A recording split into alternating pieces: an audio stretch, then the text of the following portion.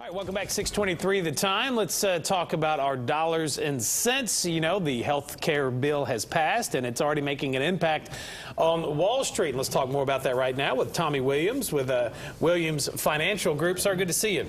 Glad to be here this morning. Let's start with that. Wall Street actually saw a positive response out of Wall Street on the heels of this health care getting passed, President getting set to sign it. What's your thoughts on that? Well, I was surprised, I'll have to say, you know, when the market doesn't like uncertainty, and yesterday you would have to think there would be just a ton of uncertainty after all the name calling and debating and so on over the weekend, and the market went up. But I can't say I've got this thing figured out. It's very complex, but I think what happened is over the short term there's the perception that some insurance companies, some healthcare providers, hospitals, etc. will make money off of this thing. Over the long term, however, somebody's got to pay for it, tax increases, etc. The long-term impact is could be very detrimental to the economy, and I think that's what the point the Republicans were trying to make the other day.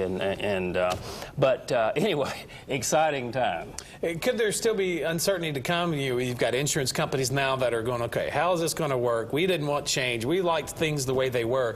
Could we still see a dip, or Wall Street maybe not really fully respond to this when we get to the end of this whole debate? Well, I think that's right. I think that, first of all, we don't know. This thing's too complex. It's a big monster. I'm not sure anybody really understands the full impact of the thing.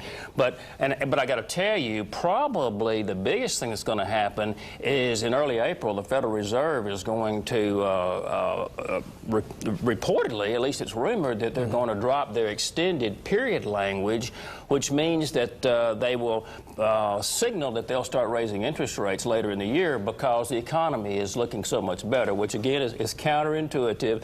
But just the thought that the Federal Reserve will raise interest rates will cause the market to drop, more than likely, short term, maybe a 5 to 10% rollback. So, you know, great news for everybody this morning. You know, we tell them so often that, okay, if the feds come back and say we're going to raise rates, that means, hey, the economy is getting better, but yet it's so confusing for the layman like me that Wall Street could actually take a hit when that happens. Yeah, the good news is the economy is getting better. The bad news is the market can take a hit as a result. And I'll go back to my mantra. That means that you got to have a sell discipline. Buy, hold, and hope is dead.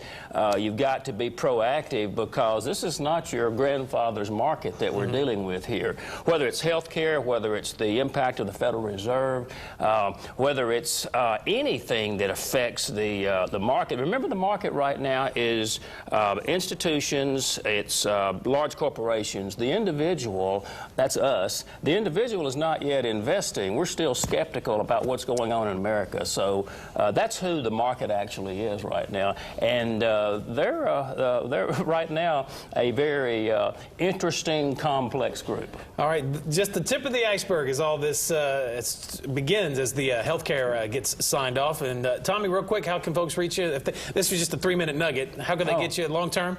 Oh, you mean like they could call 795-9078 and they can talk to us directly, or go to our website, Google Tommy Williams Shreveport or something, and they can find us.